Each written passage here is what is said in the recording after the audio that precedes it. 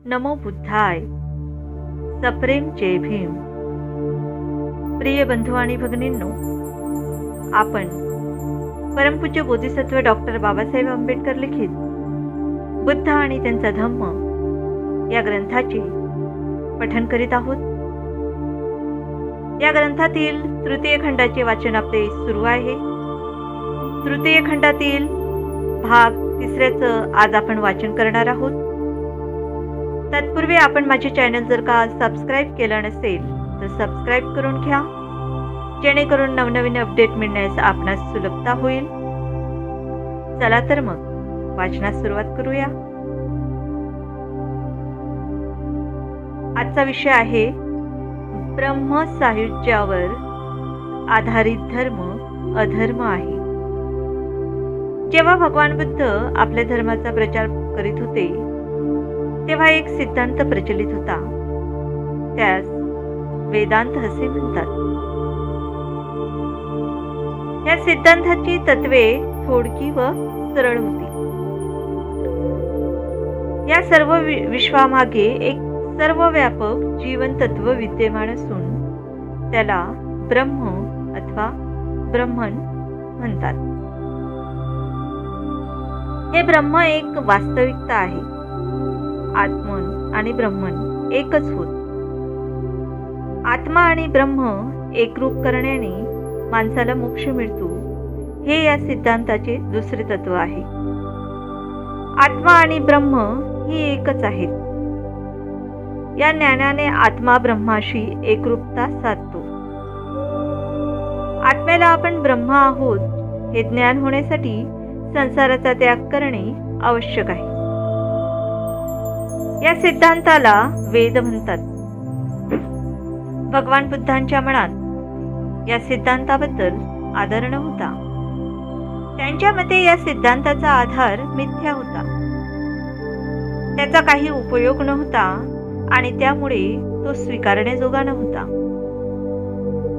हे आपले मत भगवान बुद्धांनी भारद्वाज आणि वासिष्ठ या 2 ब्राह्मणांसमोर झालेल्या संवादात स्पष्ट केले आहे. भगवान बुद्धांचे म्हणणे असे होते की कोणतीही गोष्ट सत्य म्हणून स्वीकारण्याला तिला काही ना काही प्रमाण असले पाहिजे. प्रमाणाचे प्रत्यक्ष आणि अनुमान असे 2 प्रकार आहेत. भगवान बुद्धांचा प्रश्न असा होता की कोणी ब्रह्म प्रत्यक्ष अनुभवले आहे काय?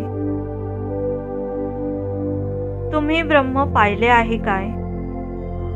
तुम्ही ब्रह्माबरोबर गोष्टी केल्या आहेत काय? तुम्ही ब्रह्माचा वास घेतला आहे का?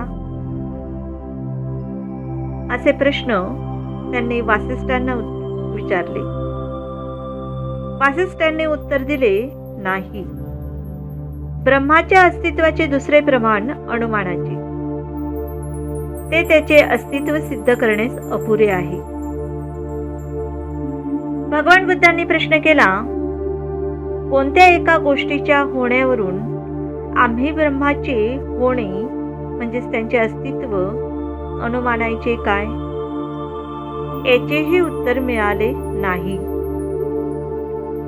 काही लोक म्हणतात की वस्तू अदृश्य असूनही तिला अस्तित्व असते, म्हणून ते म्हणतात की ब्रह्म अदृश्य असले तरी त्याला अस्तित्व आहे.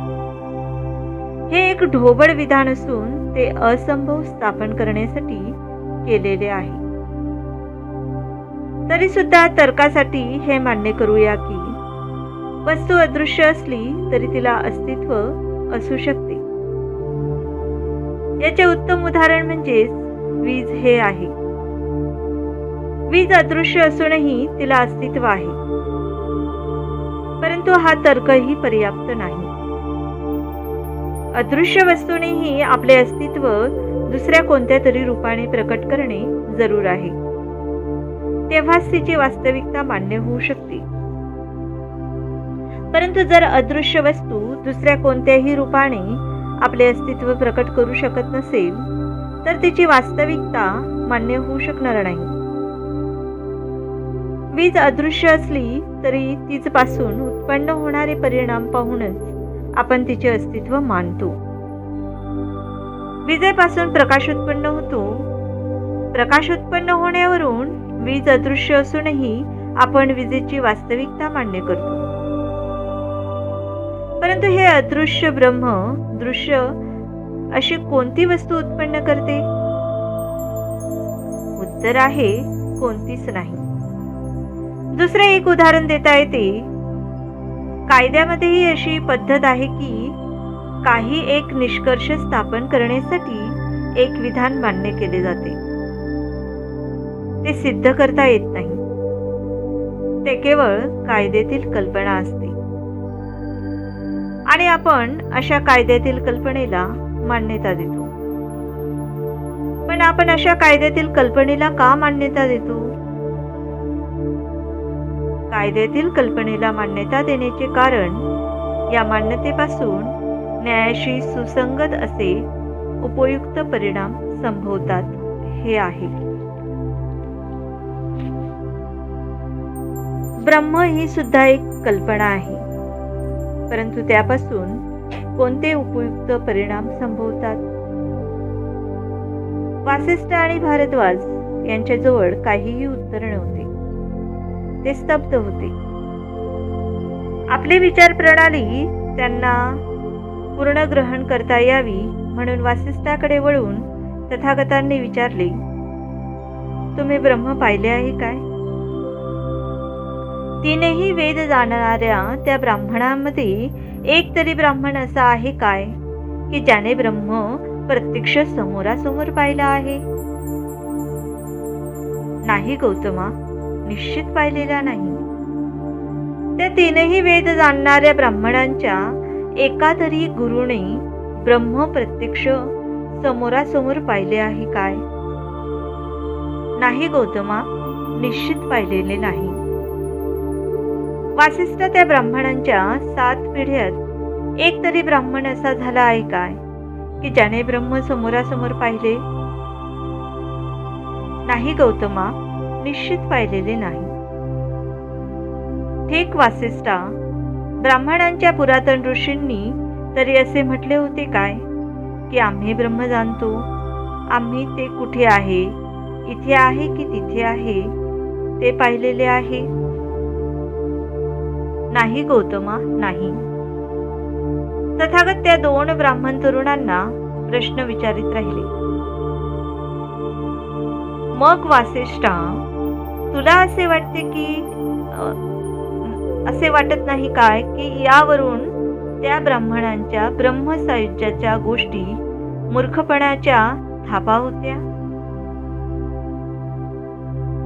वासिष्ठा, ज्याप्रमाणे एकमेकांना धरून चालणारी आंधळेची माळ असते, त्यातील सर्वांच्या पुढे असणाऱ्यांना दिसत नाही, मध्यभागी असलेल्यांना दिसत नाही, शेवटी असलेल्यांना दिसत नाही, त्याप्रमाणे मला वाटते या ब्राह्मणांचे शब्द आंधळ्यांच्या शब्दांसारखे आहेत.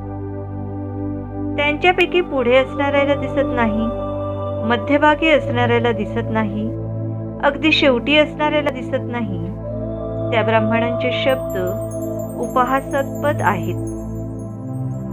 ते केवळ पोकळ व्यर्थ शब्द असून त्यात काहीही अर्थ नाही. वासिष्ठा, ही गोष्ट कधीच न पाहिलेल्या एखाद्या स्त्रीवर प्रेम करणाऱ्या माणसासारखे नाही काय?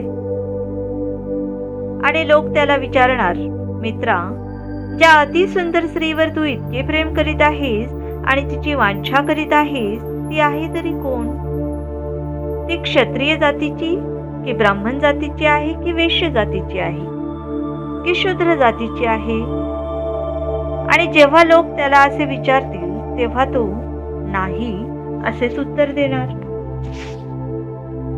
जेव्हा लोक त्याला पुन्हा विचारतील, बरे मित्रा, ही सर्व प्रदेशातील स्त्री, अतिसुंदर स्त्री जिच्यावर तू प्रेम करतोस, जिची वांछा धरतोस, तर तिचे नाव तरी काय आहे?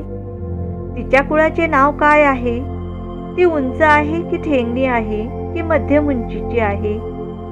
ती कृष्णवर्णाची आहे की गव्हाळ वर्णाची आहे की सुवर्ण वर्णाची आहे? ती कोणत्या खेड्यात, गावात अथवा शहरात राहते. परंतु हे सर्व प्रश्न विचारले असता प्रत्येक प्रश्नाला तो नाही असे उत्तर देणार. वासिष्ठा, हे सरळ तुला आता कसे वाटते?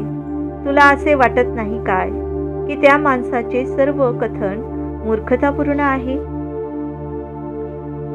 ते दोन्ही ब्राह्मण तरुण बोलले, होय, खरोखर तसेच आहे.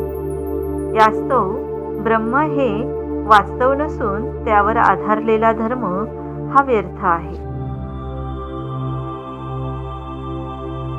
तर बंधू आणि भगिनींनो, आजच्या प्रकरणाचा भाग या ठिकाणी वाचून समाप्त झालेला आहे. आपणास माझा हा ऑडिओ आवडल्यास लाईक करा आणि हो, शेअर करायला विसरू नका, जेणेकरून आपल्या माध्यमातून धम्माचा प्रचार आणि प्रसार होण्यास मदत होईल. तर भेटूया आपण नवीन प्रकरणासह. नमो बुद्धाय. जय भीम.